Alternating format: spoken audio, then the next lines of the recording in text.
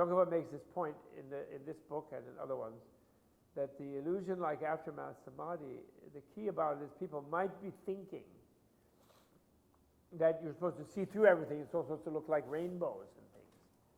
But not necessarily, he says, because it looks just as solid as it did before, just as intrinsically real as it did before. But since it has disappeared, you now realize the illusory, the constructed nature of that. And even the solidity of its appearance mirrors its disappearability to you, if you follow me. The fact that it seems solid. This then is when you know the royal reason of relativity. And this is what he's celebrating. And this is what Tsongkhapa is celebrating. And you know, he was attacked afterwards, I mentioned this in earlier class, but to mention it again, by some other people. And they were all religious virtuosos, or virtuosi. They were all really great yogis. And they were those who were really reluctant to say, both, and for this, and before Tsongkhapa in India, there were those who were like that too, not only non-Buddhists, Buddhists. They were really reluctant to say that they hadn't really felt some sort of nirvana when everything disappeared and they disappeared into it. And they're really reluctant to say that was not ultimate reality, actually. That was just a failure to find the ultimacy in relative reality. And the last place where it seems to be ultimacy is in what seems like ultimate reality, because everything else seems to have disappeared into it. But since things disappeared into it, it's relative. And emptiness was there from the beginning, and all the relative things are already emptiness. Emptiness is the relationality of all these things, and there's no non-relational component of them that's relating. You follow me? Except in our conceptuality. So what that does, and this is the great thing, I think, about the Buddha and the whole tradition, is the world does not disappear. Just because you feel better, that hasn't changed necessarily other people right away. And you're going to stay with these other people. This means that compassion is actually the greatest thing. Not just some wisdom of some sort of isolated state that you can have you're so smart that you can just think your way out of the universe and then not have to bother with the people and their problems. And not just people, beings. You know, monkeys are people too. There's an orangutan who calls people up on Skype. Seriously, I forgot where he is. Maybe probably in Italy. But there's an orangutan who can Skype and does Skype people. He Skypes his trainers, Skypes people. He knows how to Skype you. Hello, morning. He says, he's eating his banana and he's Skyping and chatters with you, whatever. I don't know what they say. So the religious virtuoso, because the samadhi lover who can really achieve samadhi. And this is also why, in this context, if you go ask a Tibetan, honest Tibetan teacher, I mean really honest, oh, Guruji, I want to meditate, or Lama, I want to meditate, I want to go on retreat, meditate. They will say, do you know what are the three jewels? Do you know what karma is? Are you nice to your parents? Are you good? What is your livelihood? What do you do for a living? They'll go right back to ethical reality with you and where you're at and what's going on, and then bit by bit, and then maybe later meditate. They will even discourage you to meditate right away. Because, Americans, why do we just jump to meditate all the time? Oh, yeah, yes, Guru Swami Sukhamaka. A weekend, and then I will know my true self. Oh, I'm going to go do that. Great, It's in California too. They have a spa. Point is, your mind is really powerful. And if you get in the wrong direction, you're stuck. You're going to be stuck. Or if you go to a kind of meditation where they tell you, don't think anything, everything you know is all wrong, and don't think anything, then you're not going to think about what an idiot Swami Kukamaka is. No, seriously, when he makes you eat some kind of weird thing off a banana leaf while he's like having a hot dog. No, I'm serious. Because you lose your critical thing.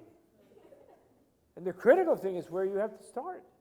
Why am I discontented? Why am I having an unhappy life? Why am I mean to so-and-so? Why do I lose my temper? What's wrong? What should I be doing? What's the meaning of life? Am I going to have another life? Why do I think I don't? These are key things. Do I own stock in a company that makes weapons, chemicals, buys oil, whatever, you know? Do I? Then I'm doing something unethical if I do. I'm supporting something unethical. Then I'm having bad dreams at night. Oh, it's not because I didn't know how to meditate. It's because I'm living like a pig. Seriously, I'm pretending I don't know what they're doing to chickens. In these places where they cut their beaks and claws and they never move their whole life and then have to lay these eggs and then they take them and I don't know. Never mind. I don't want to go into all that. I'm just saying that that's the fact. And then, of course, meditation is super essential if you have some understanding of, the Eightfold Noble Path of the Theravada. This is not Mahayana. Theravada. First branch of Eightfold Noble Path is realistic worldview. Realistic worldview means ultimately royal reason of relativity. All things that are impermanent, because they are produced from causes, and once something is produced, all relative things are impermanent, produced from causes. Once things are produced from causes, they will deteriorate later, and they will constantly change. That's real. That kind of thing is realistic worldview. Selflessness is realistic worldview. Wisdom is realistic worldview. Then second, once you have realistic worldview, and therefore, for example, even in that, why then, even without Shunyata, why is the second branch of Noble Path realistic motivation? What does that mean? Samyak samkalpa. It's a conceptual thing, motivation. It's not thinking or meditating, it's realistic motivation. Why? Because realistic worldview includes the fact of relativity, and relativity is expressed causally in terms of what is called karma, which just means cause and effect.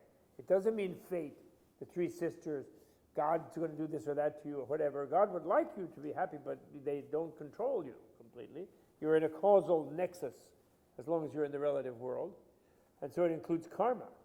Once you realize that you are enmeshed in a network of causality, negative causes produce negative results. There are negative things in your mind, in your culture, in your speech, and in your body if you behave badly and are harmful. And those negative things will produce really negative effects. So you need to develop an understanding of what is negative and what is positive so you can make sure to be positive. Because whatever is negative about you, body, speech, or mind, is going to produce to you a negative effect. It's not like religion telling you that. It's not God telling you that. It's not some authority telling you that. It is facing the reality of your embeddedness in a causal network, nexus. And therefore taking responsibility of being in this causal network and not having simplistic excuses of how to get out of it, although in dualistic Buddhism, he lets people think there's a nirvana outside of it, and in a way there is. But it's some weird thing where it's outside and inside at the same time, but never mind about that. Never mind about that. So I'm not saying that Mahayana means there is no nirvana. As long as there's samsara, there's nirvana. Once there's no more samsara, then there's no more nirvana, but that's nirvana. So, but never mind, we're not getting to that right now. We're just saying those two things are done. Then when you have realistic motivation and you have realistic worldview, you realize you're all stuck in causation, then you got to make causation good. So your motivation comes to make everything good. Then realistic speech, realistic action of body, speech, and mind, realistic livelihood. There are three branches of pure ethics. It's against no meditation yet. No meditation. Two things about reorienting your worldview and then getting your motivation aligned with your worldview. And then three things about ethics. So you're not making negative causes of being harmful with speech, harmful in your actions, harmful with whatever you do as a livelihood. Then that begins to give you a basis of being able to use your life well. Then there's realistic creativity, I call it, or effort, they say. But it's not effort in the bad. It's only effort in positive direction. So I don't know what word we can use. So I like creativity because it's a kind of positive effort. You can be a creative murderer, of course. Really clever, like one of Sherlock Holmes's cases, But it's rare. We think of creativity as doing something beautiful and good, So that's why I kind of like that word for that one. Virya, heroic creativity it is. And then finally, mindfulness and meditation. Mindfulness and concentration, the last two of the 8 branches. In other words, when you've got all that lined up, and when you're ready, when you have the royal reason of relativity, which is realistic worldview, then it's safe to start dismantling the mechanisms of your reactive mind and becoming aware of your unconscious and all the negativities that you have inherited from your previous life. Even though you're a wonderfully marvelous positive human being relative to other forms of life, still there's still all this instinctual selfishness and greed and anger and aggression and destructiveness and murder, eros and thanatos, as Freud says. But you become more and more aware of that through mindfulness, and you learn that after you become aware of it, initially non-judgmentally, and then afterwards critically, where you diminish the negative and reinforce the positive, then you can then safely develop the higher level of concentration of samadhi, where you will really bring to live the most positive element of your mind. Right? So that's all fundamental in Buddhism. And all of this philosophy and all of this essence of true eloquence has to do with that realistic worldview. And the greatest contribution of it is when people are really more grown up and ready for it and ready to take responsibility, is that if relativity and realitylessness are equivalent, doesn't mean they're the same thing, but they're equivalent, they're equal to each other. That means that the real realization of shunyata, of emptiness, is exactly the same thing as the complete commitment to relativity. And the complete commitment to relativity is compassion, is universal compassion, meaning nobody else's suffering is tolerable any longer to you. It's equally intolerable as your own suffering is to you. That's commitment to relativity. So every little thing counts that could be helpful or harmful, more helpful and less harmful. It becomes really critical. And I think this is really the greatness of Tsongkhapa in sort of helping the Tibetans who had been working toward this, and there were some great predecessors of his. But still, in general, Tibetans were still seeking liberation in some way as a way of getting out of the mess. And only too few of them were really sort of ready for the responsibility of seeing, when you see the possibility of freedom, but you realize that to really effect it, everyone has to come with you, type of thing. And there is no place of freedom separate from others' freedom or others' bondage. And therefore you're committed to the beings forever. Then out of that, you go crazy. That's where, the Nirmanakaya, in a way, if you say like Buddhahood, if you say the 3 bodies of Buddhahood, right? The truth body is realizing it's all one thing, we're all one, all the Buddhas, all the unenlightened beings, everybody's fine, everything is clear light, it's void, blah, blah, blah. But then, and your Sambhogakaya, your body of beatific bliss, is your enjoyment of realizing that. But then, it's not immune to your awareness that others who have that as their own right, not just humans either, every animal, every being, everything is made of this bliss, of this nirvana, of this beatitude. It's all one with this. And yet they don't know that. And they're really having a hard time. They think, really. I mean, to you, in a way, it's unreal. So, it doesn't bring you down, but why not help them feel that themselves? So then you split into millions of beings, they say.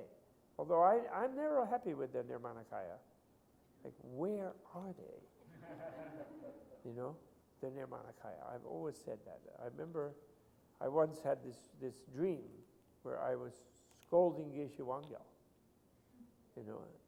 I was in Almora. It was during Bangladesh time, and I was getting the news in the radio and the Indian press of the Holocaust going on of the Bengalis by the West Pakistanis, supported by Nixon and Kissinger, of course, bayoneting babies and stuff, brandishing babies on their bayonets, and I mean, really sick stuff. And I was like, in the dream, I was like, Geshe-la was sitting across in the garden, and I was saying, cross-legged, like on a seat. And I said, where's the bloody Nirmanakaya? Where is it? Why isn't the Nirmanakaya have an army of, peace soldiers or something out there stopping these atrocities? Where are they? What is this about the Nirmanakaya? Many embodiments as beings required to help them. I was really worked up. And then he didn't say a word. He didn't smile. He looked kind of grim. Then he just started increasing in size. And he got bigger and bigger and bigger and bigger. And I was in this place, Almora, this beautiful place in the Indian Himalaya, where it was now called Uttarakhand, where there are these 27,000-foot peaks all around you. You can see all these snow-capped peaks, Trishul, Nanda Devi, highest mountains in the Indian Himalaya. And he just blotted them all out, And I was only like a flea at his knee, shaking my fist and saying, where are they? Then I woke up. So somehow the message was the way of causality within the relative world is so hugely complex. You can't, there's something going on. And actually later, I guess I would say, I got to understand it sort of as, don't think that just because some people die that they're abandoned by the bodhisattvas and the Buddhas. That's a terrible transition difficult transition people go through, and they lose their life wrongly and unjustly and prematurely. But there's always another chance. Of course, there's always, for the bad ones, there's a chance of having a much worse life. But they never give up. They never do. Actually, even in Pali texts, in Theravada, where they de-emphasize a little bit Buddha's, supposedly it's supposed to be more down to earth, Buddha's just a real red-blooded human, that kind of thing, People sort of act like that in academia about Theravada. But there's full of magical things in Theravada. And there are whole sutras where Buddha is talking to a god who's in the bardo and is falling out of heaven, and he used to be the person that Buddha knew. He was temporarily born in heaven for a while, and then he's falling out, and then how to deal with that and what to do with it. Buddha's talking to him, and the disciples are all snoring, and Buddha's like not sleeping, and he's instead talking to somebody in the bardo, helping them at those times. And probably they have to do that, There's enlightened beings, they help people through the death transition, after their death. Because in a way, and you can see logically, that between lives is one of the best times to intervene in someone's continuum. Because everything is very fluid and flexible there. Their body is just an image in their mind, like in a dream. So if you can encourage them to be really great in that setting, then it will guide them into a really positive life. And vice versa, if they get freaked out and start getting all like curled up in a bowl of like thorns, they're going to be reborn as a porcupine, which they'll not be doing a lot of like Dharma study as a porcupine. Anyway.